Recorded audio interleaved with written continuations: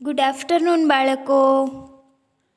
ધોરણ 2 વિષય હિન્દી. વિષયાંગ મદારી આયા બાલગીત. હિન્દી વિષયમાં આજે આપણે મદારી આયા બાલગીત જોવાનું છે. તો ચાલો આપણે જોઈએ બાલગીત. આપણને અહીંયા બાલગીત આપેલું છે. આ બાલગીત આપણે ગાવાનું છે. તમારે પણ મારી સાથે ગાવાનું છે. તો ચાલો ગાઈએ. मदारी आया डमरू बजाता मदारी आया डमरू बजाता मदारी आया नए खेल दिखाने आया अपने साथ भालू लाया भालू का तमाशा लाया नाच नचाने भालू आया हर किसी को हंसाने आया मदारी आया. ચાલો હવે આપણે આ બાલગીતનું ગુજરાતી કરીશું. તો આપણે જોઈએ આગળ. તો આપણને અહીંયા આપેલું છે હિન્દી વાક્યનું ગુજરાતી કરો. એટલે આપણે આ હિન્દી વાક્ય આપેલા હશે તેનું આપણે ગુજરાતી કરીશું. તો ચાલો જોઈએ. પહેલું વાક્ય આપેલું છે મદારી આયા. તો તેનું ગુજરાતી થાય મદારી એટલે મદારી, આયા એટલે શું થશે? આવ્યો. આયા એટલે આવ્યો. મદારી એટલે મદારી અને આયા એટલે આવ્યો. ચાલો તેનું ગુજરાતી થાય મદારી આવ્યો. હવે આપેલું છે ડમરું બજાતા મદારી આયા. ડમરું એટલે ડમરું, બજાતા એટલે વગાડતો, મદારી એટલે મદારી અને આયા એટલે આવ્યો. ડમરું વગાડતો મદારી આવ્યો. ત્યાર પછીનું વાક્ય આપેલું છે નયે ખેલ દિખાને આયા. નયે એટલે નવો, ખેલ એટલે ખેલ, દિખાને એટલે બતાવવા, આયા એટલે આવ્યો. નવો ખેલ બતાવવા આવ્યો. ચાલો આ ત્રણેય વાક્ય આપણે ફરી એકવાર બોલીશું. મદારી આયા. તેનું ગુજરાતી થશે મદારી આવ્યો. બાળકો, તમારે આ વાક્ય ઘરકામની બુકમાં સારા અક્ષરે લખતા જવાના છે. હિન્દી વાક્યનું ગુજરાતી કરો. આ વાક્ય સારા અક્ષરે લખવાના છે. ત્યાર પછીનું વાક્ય આપેલું છે બીજું, ડમરું બજાતા મદારી આયા. ડમરું વગાડતો મદારી આવ્યો. હવે વાક્ય આપેલું છે નયે ખેલ દિખાને આયા.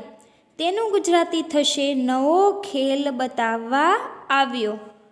ચાલો હવે આપણે આગળ જોઈએ. તો વાક્ય આપેલું છે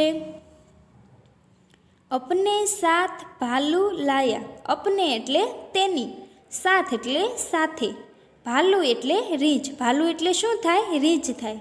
ભાલુ એટલે રીંછ, લાયા એટલે લાવ્યો. તેની સાથે રીંછ લાવ્યો. આગળ જોઈએ. વાક્ય આપેલું છે ભાલુ કા તમાશા લાયા. ભાલુ એટલે શું થશે? રીંછ થાય. ભાલુ એટલે શું થાય? રીંછ થાય. ભાલુ એટલે રીંછ, કા એટલે નો, તમાશા એટલે ખેલ, લાયા એટલે લાવ્યો. રીંછનો ખેલ લાવ્યો. ત્યાર પછીનું વાક્ય આપેલું છે નાચ નચાને ભાલુ લાયા. નાચ એટલે નાચ, નચાને એટલે નચાવવા, ભાલુ એટલે રીંછ અને લાયા એટલે લાવ્યો. નાચ નચાવવા રીંછ લાવ્યો. ત્યાર પછીનું વાક્ય આપેલું છે હર કિસી કો હસાને આયા. બધાને હસાવવા આવ્યો. હર કિસી કો હસાને આયા એટલે કે બધાને હસાવવા આવ્યો. મદારી આયા. મદારી આવ્યો. ચાલો આપણે ફરી એકવાર રિપીટ કરીશું. अपने साथ भालू लाया, તેની સાથે રીંછ લાવ્યો. ભાલુ કા તમાશા લાયા, રીંછનો ખેલ લાવ્યો.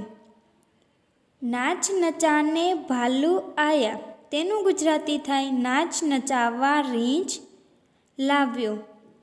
હર કિસી કો હસાને આયા, બધાને હસાવવા આવ્યો. મદારી આયા મદારી આયા, મદારી આવ્યો મદારી આવ્યો. ચાલો ફરી એકવાર બોલીશું. અપને સાથ ભાલુ લાયા, તેનું ગુજરાતી થશે તેની સાથે રીંછ લાવ્યો. ભાલુ કા તમાશા લાયા, રીંછનો ખેલ લાવ્યો. નાચ નચાને ભાલુ આયા, નાચ નચાવવા રીંછ આવ્યો.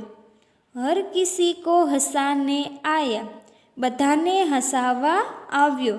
મદારી આયા મદારી આયા, એટલે મદારી આવ્યો મદારી આવ્યો.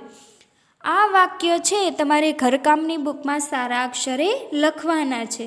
ચાલો હવે આપણે આગળ જોઈએ તો આપણને મદારી આયાનું બાલગીતનું સ્વાધ્યાય આપેલું છે.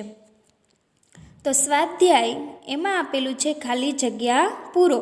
આ મદારી આયાનું બાલગીતનું સ્વાધ્યાય આપેલું છે, એમાં છે ખાલી જગ્યા પૂરો. તમારે આ સ્વાધ્યાય ઘરકામની બુકમાં સારા અક્ષરે લખવાનું છે.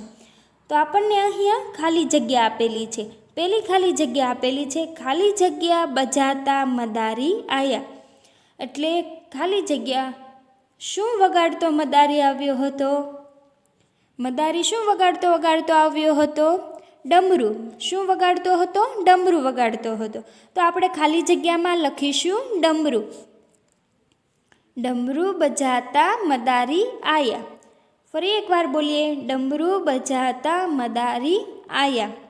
ત્યાર પછીનું વાક્ય આપેલું છે બીજી ખાલી જગ્યા, અપને સાથ ખાલી જગ્યા લાયા. મદારી તેની સાથે શું લાવ્યો હતો? શું લાવ્યો હતો? રીંછ લાવ્યો હતો. રીંછને હિન્દીમાં શું કહેવાય? ભાલુ કહેવાય. એટલે મદારી એમની સાથે ભાલુ લઈને આવ્યો હતો. તો અપને સાથ ખાલી જગ્યા લાયા, તો રીંછ લઈને આવ્યો હતો. તો રીંછને હિન્દીમાં શું કહેવાય? ભાલુ કહેવાય. તો આપણે ખાલી જગ્યામાં શું લખીશું? ભાલુ લખીશું. તો વાક્ય બનશે અપને સાથ ભાલુ લાયા. ફરી એકવાર બોલીએ, અપને સાથ ભાલુ લાયા. ખાલી જગ્યામાં આપણે ભાલુ લખ્યું. ત્યાર પછી ખાલી જગ્યા નંબર 3, ખાલી જગ્યા કા તમાશા લાયા. શેનો ખેલ બતાવવા આવ્યો હતો? રીંછનો ખેલ બતાવવા આવ્યો હતો.